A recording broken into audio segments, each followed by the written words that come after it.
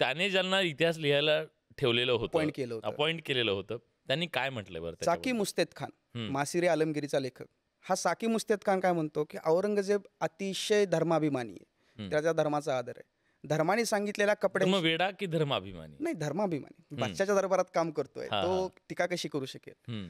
तर तो म्हणतोय की औरंगजेब धर्माने सांगून दिलेल्या सगळ्या बंधनांमध्ये राहतो. त्यानं लग्नही 4च केली आहेत. तो कपडेसुद्धा धर्माने सांगितलेल्या पद्धतीनेच घालतो. त्याला खोटं बोललेलं आवडत नाही, त्याला चहाडी केलेल्या आवडत नाहीत, त्याला कपटाने कुठली गोष्ट करायला आवडत नाही, त्याला खोट्या शपथा घेतलेल्या आवडत नाहीत.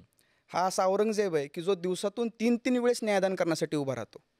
आणि दुसरीकडं याच औरंगजेबाच्या दरबारामध्ये औरंगजेबाच्या पदरी असणारा भीमसेन सक्सेना, जो तारिके दिलकुश या ग्रंथाचं निर्माण करताय, हा भीमसेन सक्सेना काय लिहितो की औरंगजेबाच्या काळामध्ये दिवसातून 2-2, 3-3 वेळेस न्यायदान करायची वेळ येते. शहाजहानच्या काळामध्ये दिवसातून एकदाच न्यायदान व्हायचं. आता दिवसातून 4 वेळेस न्यायदान केलं तरीसुद्धा लोकांची रीक कमी होत नाही.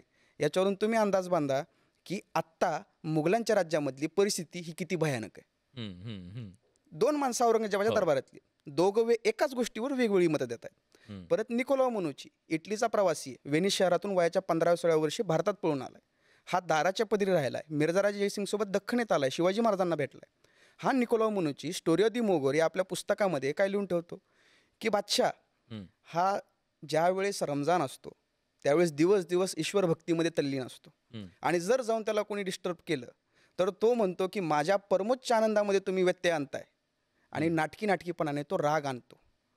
हा बादशाह जुल्फिकार खानाला, ज्यानं रायगड जिंकलाय पुढं, त्या जुल्फिकार खानाला सांगतो तू खोटं बोल, तू कपट कर, तू खोट्या शब्दा घे, वाटेल ते कर, पण जिंक. मुस्तेद खान काय म्हणतो की बादशाला खोटं बोललेलं आवडत नाही, चाड्या केलेल्या आवडत नाहीत, खोट्या शब्दा घेतलेल्या आवडत नाही. आणि निकोलाव मुनीची काय म्हणतो की बादशाह सांगतोय तू खोटं बोल,